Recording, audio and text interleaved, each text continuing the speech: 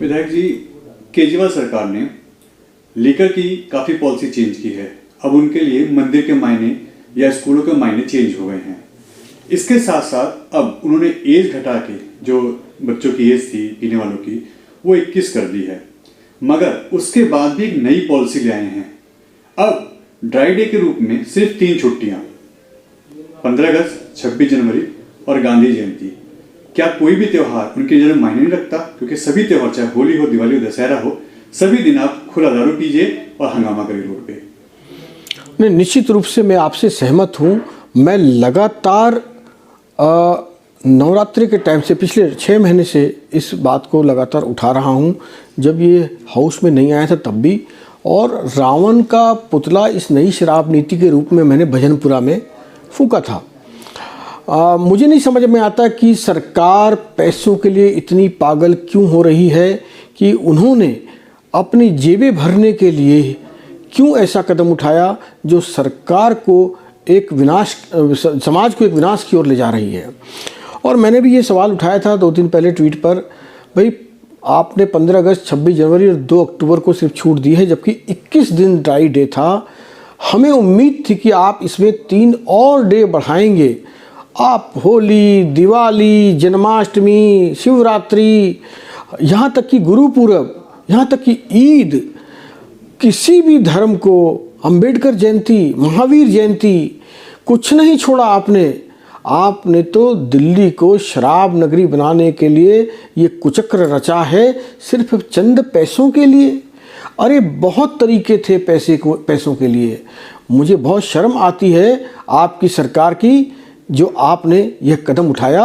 अब क्यों नहीं कहते केजरीवाल, मैं पूछना चाहता हूं आपके चैनल के माध्यम से कि भाई मैंने ड्राई डे सिर्फ 3 कर दिए हैं, दिल्ली को शराब नगरी बनाने के लिए बधाई दिल्ली, ऐसे पोस्टर आप क्यों नहीं लगाते? ये सवाल है मेरे, कठिन सवाल हैं।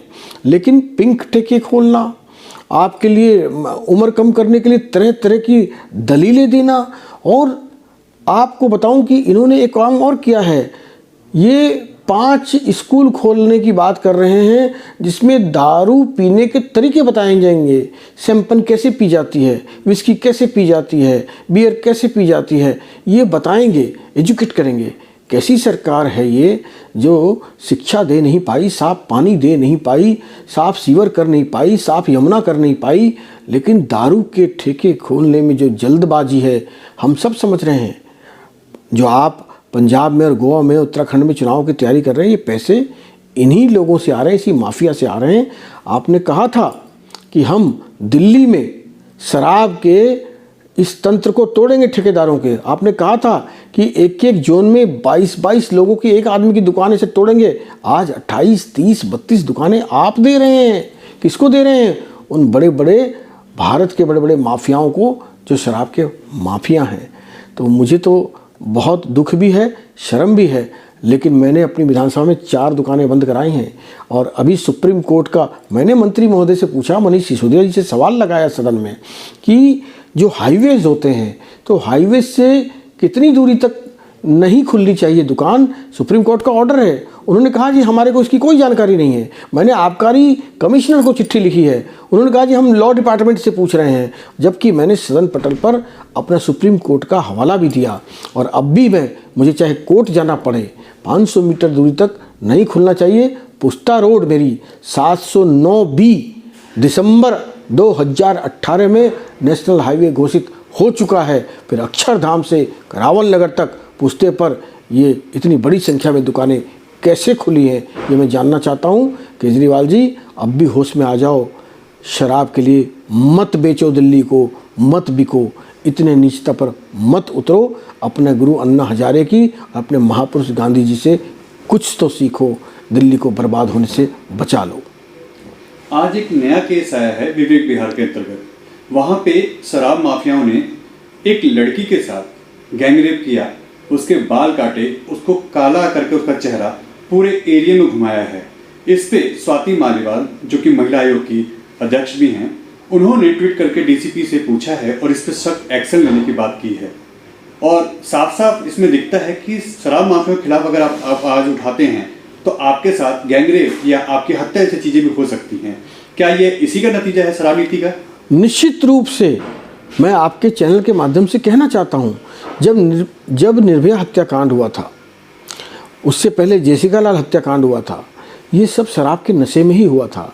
तब यही केजरीवाल कहा करते थे ना, निर्भया को न्याय दो, ओस की बूंद में मोमबत्ती लेके जाते थे और कहते थे जहाँ महिलाएं इसका विरोध करें वहाँ कभी शराब के ठेके खोलने नहीं चाहिए। ग्राम सभाओं से, मोहल्ला सभाओं से पूछ करके शराब के ठेके खोलने चाहिए। क्या कोई ग्राम सभा की? क्या किसी महिला के विरोध को माना? क्या कोई मोहल्ला सभा की? केजरीवाल जी, पैसों के नशे में और सत्ता के नशे में आप चूर हैं। इस वक्त आपको सही और गलत की परिभाषा समझ में नहीं आ रही है। निर्भया को न्याय दिलाने के लिए, महिलाओं को सशक्त करने के लिए क्या आप गली गली, मोहल्ले मोहल्ले दारू के ठेके खोलेंगे? शर्म आनी चाहिए इस सरकार को। आपने निर्भया की बात की। दिल्ली में लगातार केस रेप के बढ़ रहे हैं। 2.5 साल की बच्ची गांधीनगर में रेप होती है, उसको रेप किया जाता है। 7 साल की बच्ची अलीपुर एरिया में उसके साथ रेप होता है।